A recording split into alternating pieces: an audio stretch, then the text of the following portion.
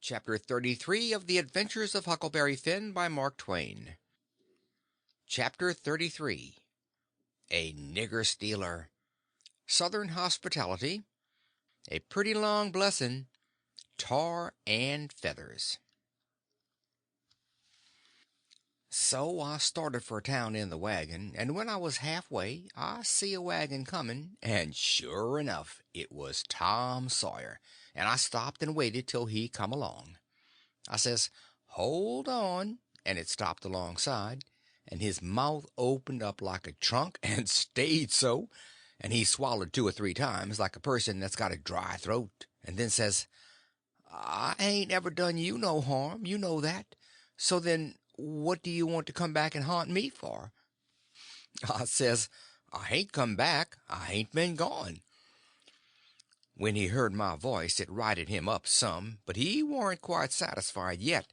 He says, "Don't you play nothing on me, because I wouldn't on you. Honest Injun now, you ain't a ghost?" "Honest Injun, I ain't," I says. "Well, well, that ought to settle it, of course, but I can't somehow seem to understand it no way. Looky here, weren't you ever murdered at all?" "No, I warn't ever murdered at all. I played it on them. You come in here and feel of me if you don't believe me."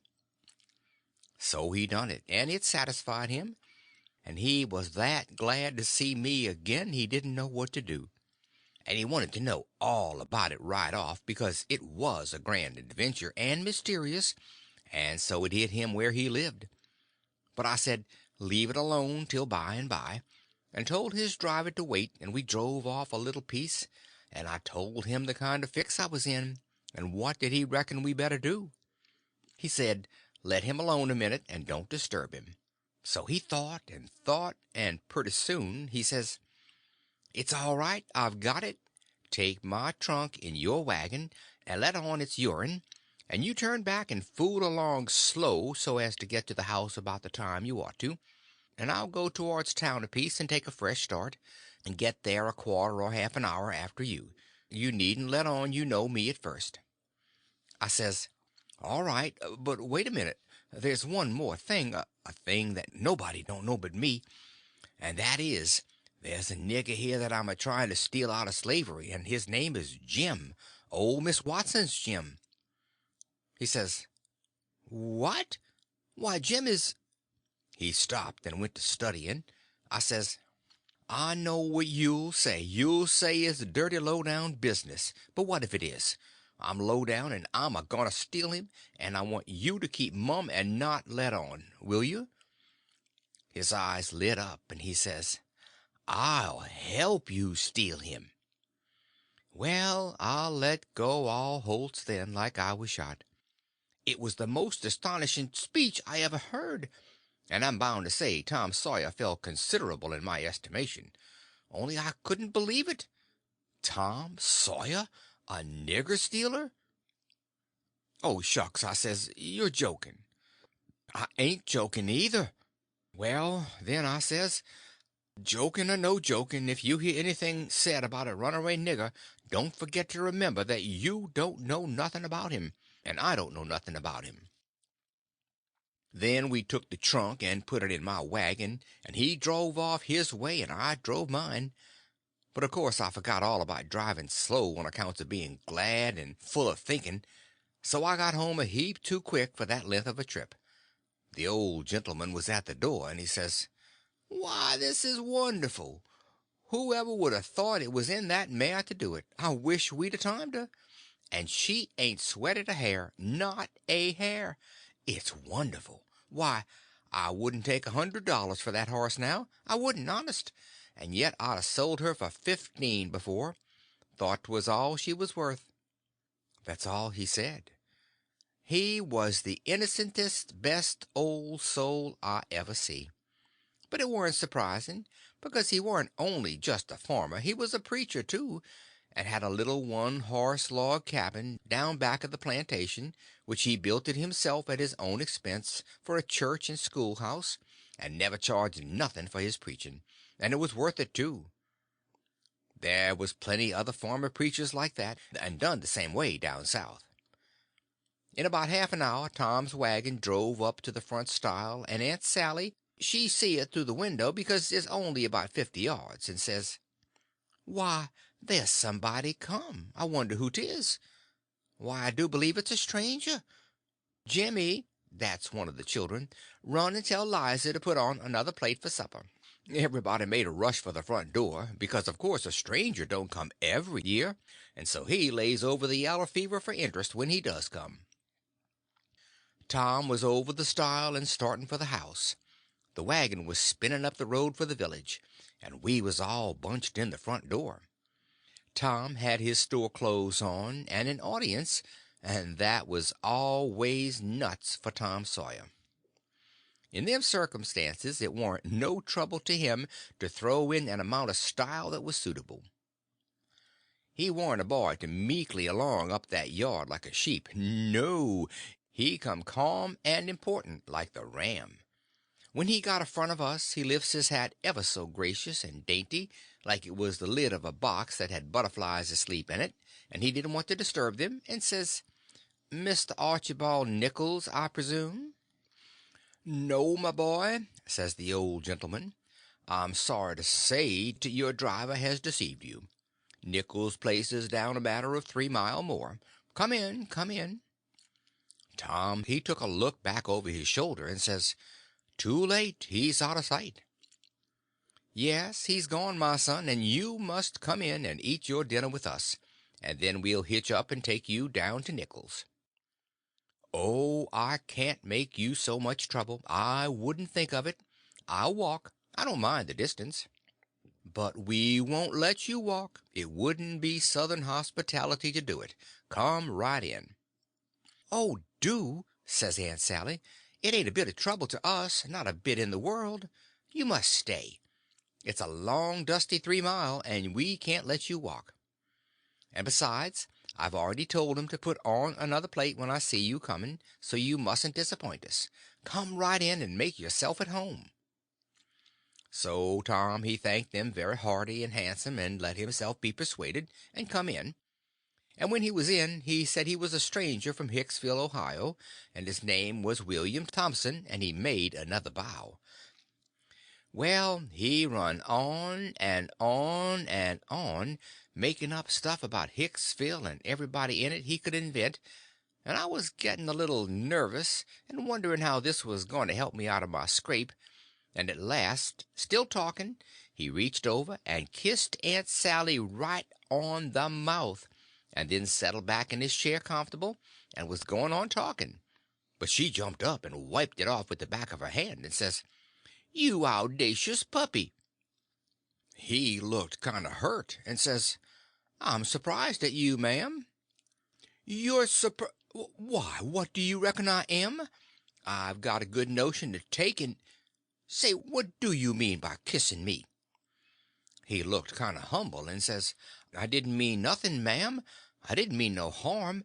I thought you'd like it." Why, you born fool! She took up the spinning stick, and it looked like it was all she could do to keep from giving him a crack with it. "What made you think I'd like it?" "Well, I don't know, only they told me you would." "They told you I would? Whoever told you's another lunatic. I never heard the beat of it. Who's they?" "Why, everybody. They all said so, ma'am." It was all she could do to hold in, and her eyes snapped, and her fingers worked like she wanted to scratch him, and she says, "Who's everybody? Out with their names, or there'll be an idiot short." He got up and looked distressed, and fumbled his hat, and says, "I'm sorry, I warn't expecting it. They told me to. They all told me to. They said kiss her, and said she'd like it. They all said it, every one of them. But I'm sorry, ma'am, and I won't do it no more. I won't, honest." "You won't you? Well, I should reckon you won't." "No'm, I'm honest about it. I won't ever do it again till you ask me." "Till I ask you? Well, I never see the beat of it my born days. I lay you'll be the Methuselah numbskull of creation before I ever ask you, or the likes of you. Well, he says, it does surprise me so. I can't make it out somehow. They said you would, and I thought you would, but he stopped and looked around slow, like he wished he could run across a friendly eye somewheres, and fetched up on the old gentleman's and says, "Didn't you think she'd like me to kiss her, sir?" "Why, no, well, no, I believe I didn't." Then he looks on around the same way to me and says, "Tom, didn't you think Aunt Sally'd open her arms and say, 'Sid Sawyer'?" "My land!" she says, breaking in and jumping for him. "You impudent young rascal to fool a body so!" And was going to hug him, but he fended her off and says, "No, not till you've asked me first." She didn't lose no time, but asked him, and hugged him and kissed him over and over again, and then turned him over to the old man, and he took what was left. And after they got a little quiet again, she says, "Oh, why, dear me, I never see such a surprise. We weren't looking for you at all, but only Tom. Sis never wrote to me about anybody coming but him. It's because it warn't intended for any of us to come but Tom," he says. "But I begged and begged, and at the last minute she let me come too. So coming down the river, me and Tom thought it would be a first-rate surprise for him to come here to the house first, and for me to by and by tag along and drop in and let on to be a stranger. But it was a mistake, Aunt Sally. This ain't no healthy place for a stranger to come. No, not impudent whelps, Sid. You ought to had your jaws boxed. I hain't been so put out since I don't know when. But I don't care. I don't mind the terms. I'd be willing to stand 1,000 such jokes to have you here. Well, to think of that performance! I don't deny it. I was most putrefied with astonishment when you gave me that smack. We had dinner out in that broad open passage betwixt the house and the kitchen, and there was things enough on that table for 7 families, and all hot, too. None of your flabby tough meat that's laid in a cupboard in a damp cellar all night and tastes like a hunk of old cold cannibal in the morning.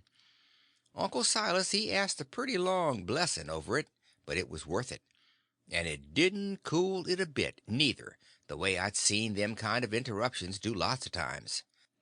There was a considerable good deal of talk all the afternoon, and me and Tom was on the lookout all the time, but it warn't no use. They didn't happen to say nothing about any runaway nigger, and we was afraid to try to work up to it. But at supper at night one of the little boys says, "Pa, mayn't Tom and Sid and me go to the show?" "No," says the old man, "I reckon there ain't going to be any, and you couldn't go if there was, because the runaway nigger told Burton and me all about that scandalous show, and Burton said he would tell the people, so I reckon they've drove the owdacious loafers out of town before this time." So there it was, but I couldn't help it. Tom and me was to sleep in the same room and bed, so being tired, we bid good night and went up to bed right after supper, and clumb out of the window and down the lightning rod, and shoved for the town. For I didn't believe anybody was going to give the king and duke a hint, and so if I didn't hurry up and give them one they'd get into trouble sure. On the road Tom he told me all about how it was reckoned I was murdered, and how pap disappeared pretty quick, and didn't come back no more, and what a stir there was when Jim run away. And I told Tom all about our Royal Nonesuch rapscallions, and as much of the raft voyage as I had time to, and as we struck into town and up through the middle of it was as much as half after 8 then. Here come a raging rush of people with torches, and an awful whooping and yelling and banging tin pans and blowing horns, and we jumped to one side and let them go by, and as they went by I see they had the king and the duke a straddle of a rail. That is, I knowed it was the king and the duke, though they was all over tar and feathers, and didn't look like nothing in the world that was human, just looked like a couple of monstrous big soldier plumes. Well, it made me sick to see it. I was sorry for them poor pitiful rascals. It didn't seem like I couldn't ever feel any hardness against them any more in the world. It was a dreadful thing to see. Human beings can be awful cruel to one another.